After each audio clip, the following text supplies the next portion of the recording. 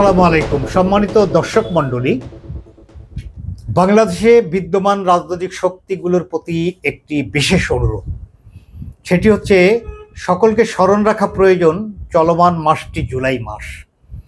খুব নিকটেই 5ই আগস্ট বা মতান্তরে 36 জুলাই। এই জুলাই আগস্ট গণ অভ্যুত্থানে বাংলাদেশে 1400 মানুষ প্রাণ দিয়েছে একটি প্রাতিষ্ঠানিক তালিকায় যেমন সংখ্যাটি উল্লেখ করা হয়েছে। অনেকেই বলেন এই সংখ্যা 2000-এর উপরে। 30,000 রাজনৈতিক কর্মী তারা পঙ্গু হয়েছেন বা সাধারণ নাগরিক তারা পঙ্গু হয়েছেন। হাজার মানুষ অন্ধত্ব বরণ করেছেন।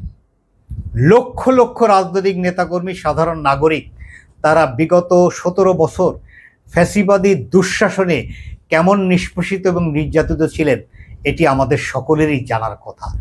এই যে মানুষগুলো জীবন দিয়ে বাংলাদেশের গণতান্ত্রিক অভিযাত্রায় কন্ট্রিবিউট করলো, এই যে মানুষগুলো পঙ্গুত্ব এবং অন্ধত্ব বরণ করে তারা একটি অন্যরকম বাংলাদেশ দেখার প্রত্যাশা করলো, লক্ষ লক্ষ রাজনৈতিক নেতাকর্মী তারা তাদের স্বাভাবিক জীবন থেকে বঞ্চিত হলো, লক্ষ লক্ষ শিক্ষার্থী তাদের স্বাভাবিক শিক্ষা জীবনকে স্যাক্রিফাইস করেছে এই ফ্যাসিবাদ বিরোধী আন্দোলনে। এই সমস্ত কথাগুলো যদি ভুলে যেয়ে আমরা পরস্পর কামড়াকামড়িতে লিপ্ত হই এবং সেই কামড়াকামড়ি যদি জনগণকে বিরক্ত করে, বিতৃষ্ণ করে, তাহলে কিন্তু রাজনীতির শক্তিটা, ফ্যাসিবাদ বিরোধী রাজনৈতিক শক্তিটা দুর্বল হবে। আর এই ফ্যাসিবাদ বিরোধী রাজনৈতিক শক্তির দুর্বলতার সুযোগ নেবে সেই পলাতক এবং পতিত ফ্যাসিবাদী শক্তি।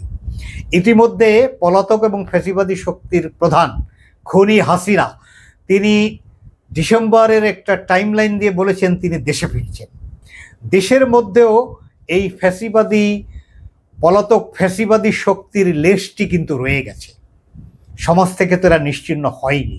ফলে তারাও হয়তো মনে মনে দাঁত ঘষছেন যে কখন তারা আবার তাদের সেই হিংস্র নখ এবং দাঁত বের করে ফ্যাসিবাদ বিরোধী আন্দোলনে অংশগ্রহণ করা, সমর্থন করা রাজনৈতিক কর্মী, দেশের সাধারণ নাগরিক তাদের উপর আবার কখন চড়াও হবে, সেই প্রস্তুতি তারা নিচ্ছেন। আর সেই সময় এই জুলাইয়ের পবিত্র মাসে আমরা বাংলাদেশের রাজনীতিতে পার্শিয়ালি একটা নির্দিষ্ট অংশে একটা নিকৃষ্ট রকমের কামড়াকামড়ি দেখছি, যেটি মিডিয়ায় ব্যাপকভাবে আসছে এবং জনগণের মধ্যে একটা হতাশা তৈরি হচ্ছে।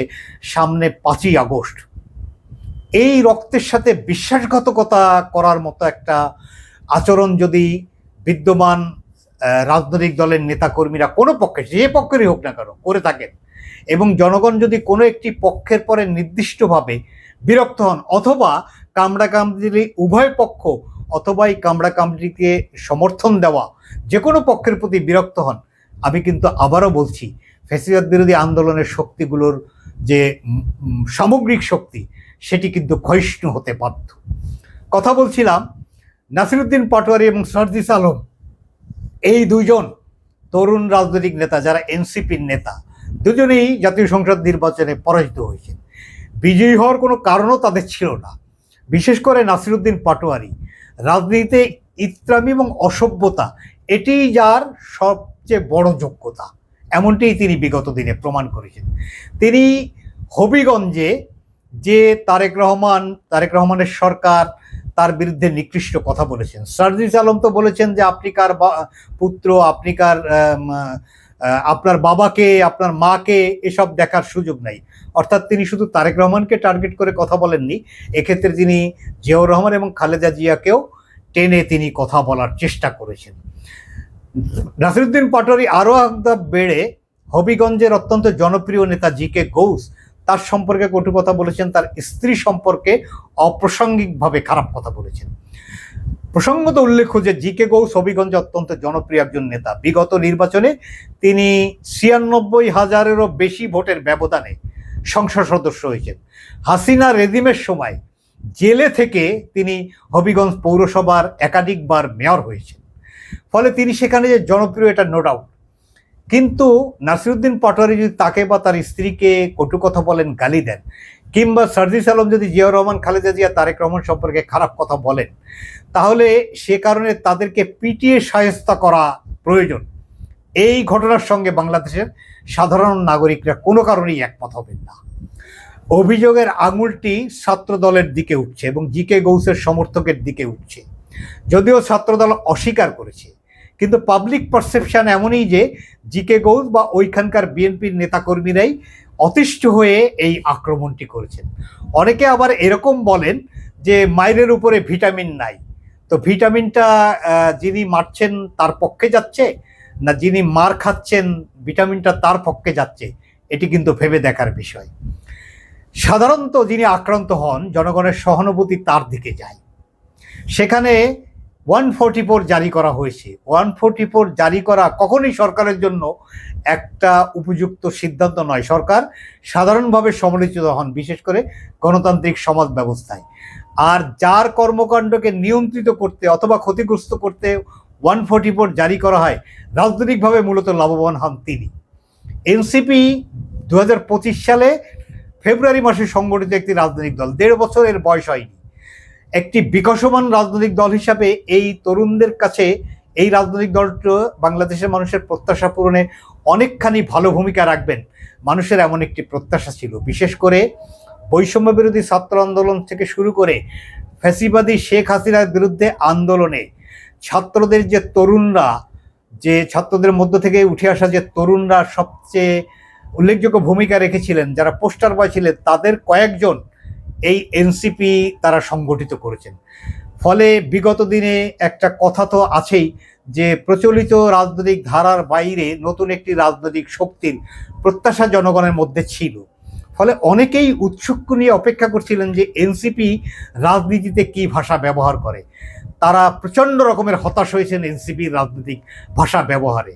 তাদের ঘোষণাপত্র, তাদের গঠনতন্ত্র, তারা রাষ্ট্রকে কীভাবে দেখতে চান এ সম্পর্কে তারা কোনো সুনির্দিষ্ট তথ্য উপাত্ত উপস্থাপন করে জনগণের কাছে পৌঁছতে ব্যর্থ হয়েছে।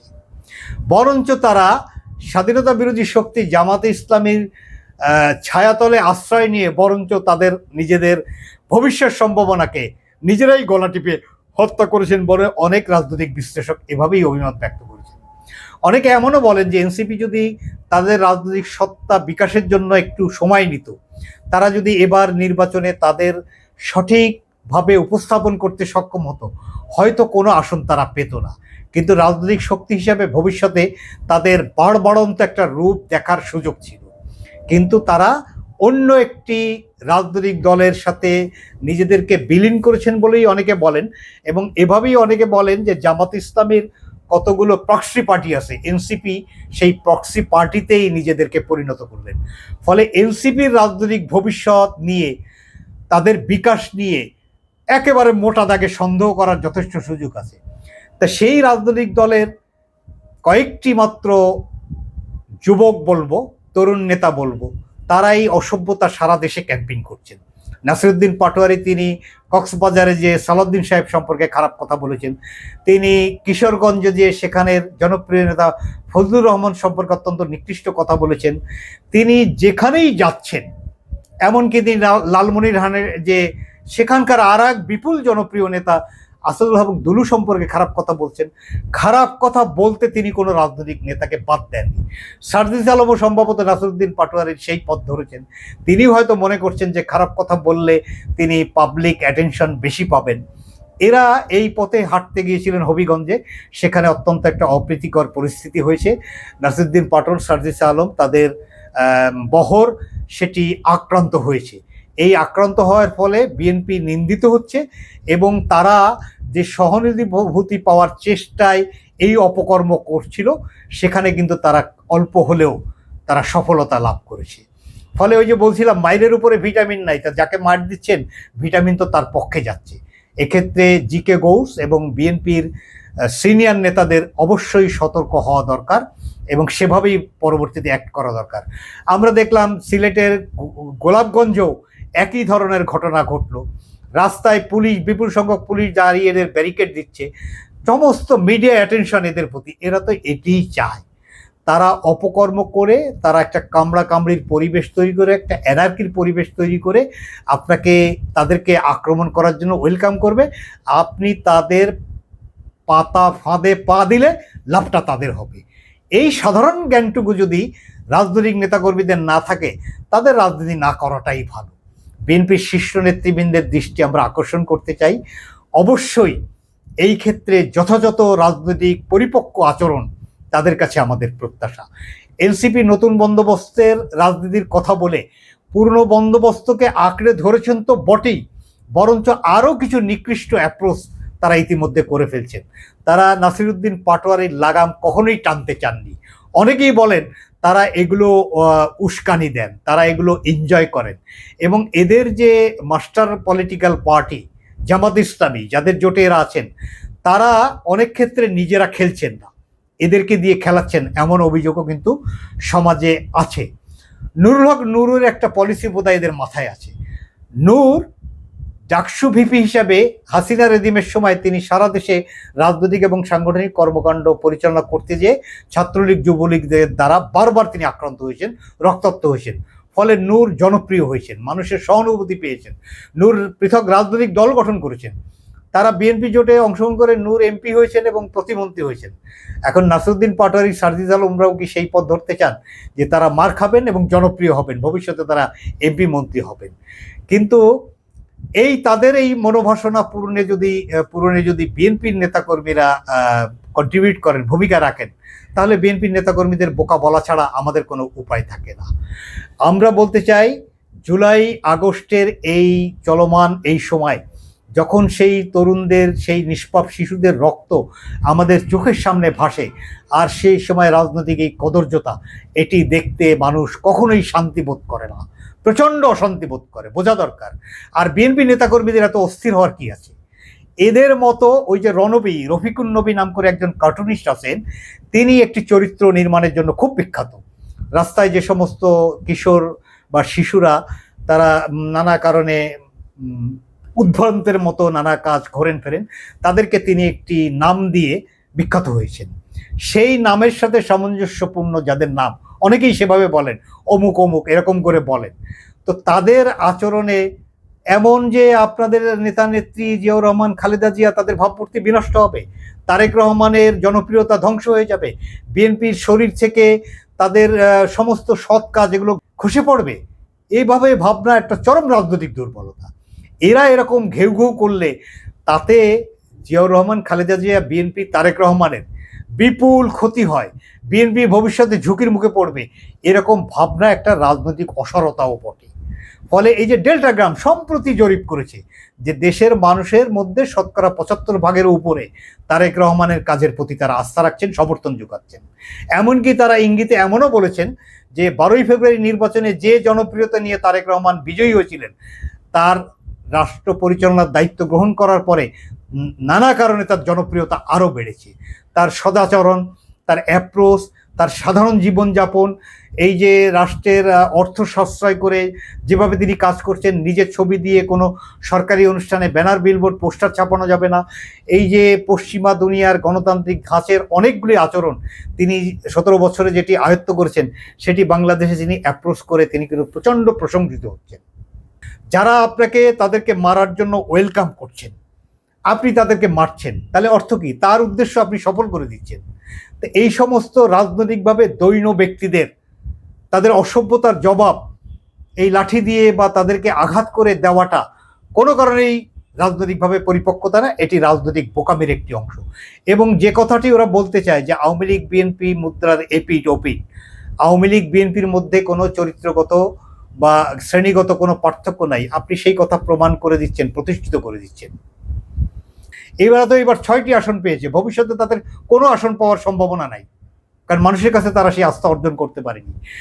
যেই ছাত্ররা ছাত্র থাকা অবস্থায় এক ধরনের সাধারণ জীবনযাপন করেছেন, ডাইনিংয়ে খেয়েছেন, খাওয়ার পয়সা যাদের বাকি থেকেছে, তারা অন্তর্বর্তীকালীন সরকারের সময় অনেকেই বলেন তারা অনেক টাকার মালিক হয়ে গেছেন, তাদের জীবনযাপন বিলাসী হয়ে গেছে।